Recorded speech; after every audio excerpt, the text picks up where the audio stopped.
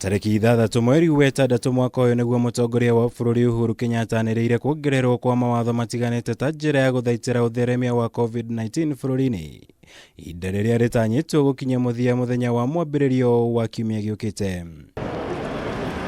Ni kumana na undu uyu honge itiganite cia thirikari cianiriire gukorwo irikitie gutacukia makinya maria magiriire niguo gucokereria motungata mao muthenya. Guku Akenya ingi magitanya President Kenyatta ni akanirira kuhingura bururi na maundu gucokereria. If we open in September, there'll be a 70% negative impact. And if we open in December, there'll be 78% negative impact. That's why sometimes we are pushing the Minister of Health. We must open. Because it's not just about lives, it's also about livelihoods. That is crucial. No hari ndumiriri ya President mweri muhituku akianirira kuongererwo kwa mawatho maya agwetira maundu matatu na maria no nginya bururi ukorwo kinyaniirie mbere ya gucokereria muturire wa kawaida.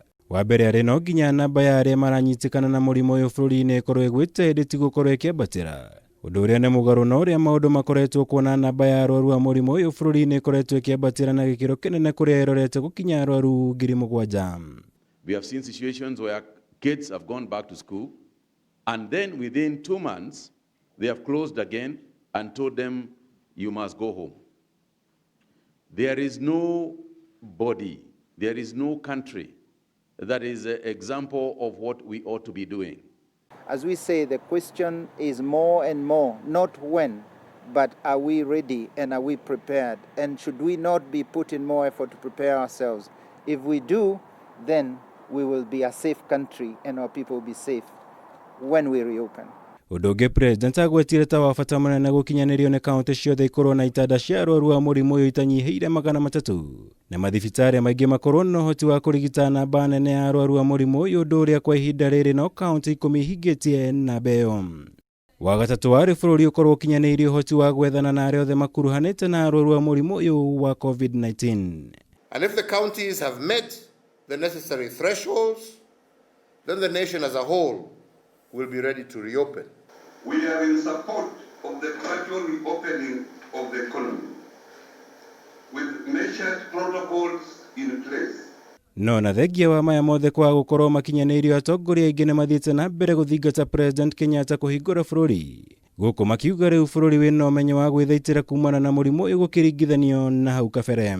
We now know that it is possible to conduct your business as long as you are within and operate within certain measures.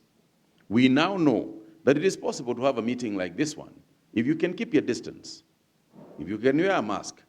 We know that. Therefore, if we know that that saves you, there is then no reason why we cannot have the meeting. It's now a reality that the virus could become endemic, and we must all be prepared to live with it. Girifotara Kameme TV, Jitagomora, Wagunya.